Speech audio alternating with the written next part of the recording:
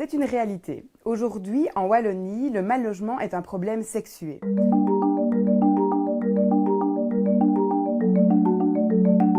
Mon prénom et mon nom de famille sont français. Alors évidemment, on me dit toujours oui, il n'y a pas de souci. Et puis quand j'arrive devant la porte, on me dit votre carte d'identité est belge, mais pas votre tête. Donc voilà, alors on a énormément de refus, tout le temps. Et à un moment, il y a un propriétaire qui vous dit oui, vous pouvez le prendre.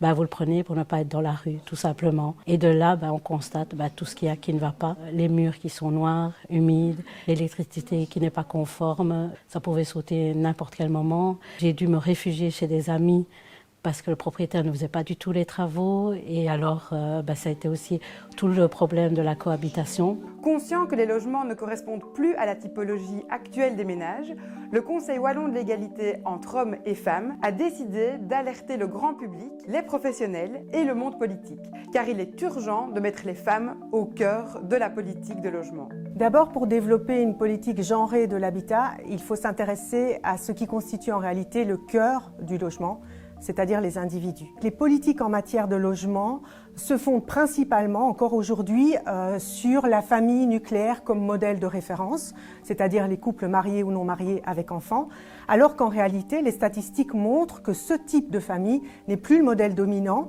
puisqu'il représente 26,7% de l'ensemble des ménages wallons. À l'inverse, les familles monoparentales, les personnes isolées, représentent près d'un ménage sur deux en Wallonie en 2022.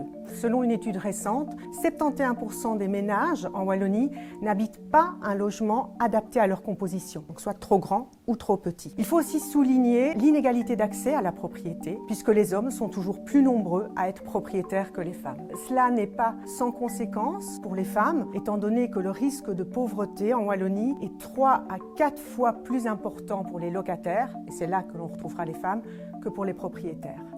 La femme est surexposée à la précarité matérielle et donc connaît des difficultés de logement plus sévères, mais aussi parfois les femmes en tant que femmes subissent des difficultés spécifiques et c'est là-dessus que le droit doit absolument jouer.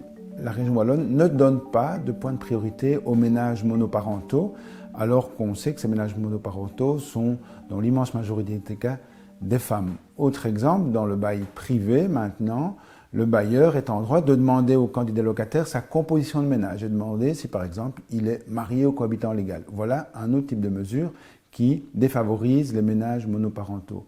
Troisième exemple, en matière de violence intrafamiliale, on constate qu'on a une loi fédérale qui, de manière heureuse, attribue le logement conjugal à la personne victime de ces violences en cas de séparation.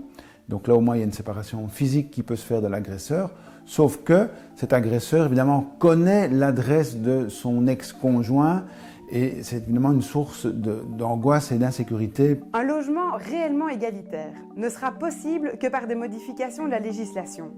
Le statut de cohabitant devra être supprimé, vu ses nombreuses conséquences, ce qui permettra de lutter contre la précarité féminine. Il faudra également revoir les critères d'attribution des logements sociaux en particulier, et promouvoir des habitats innovants et intergénérationnels.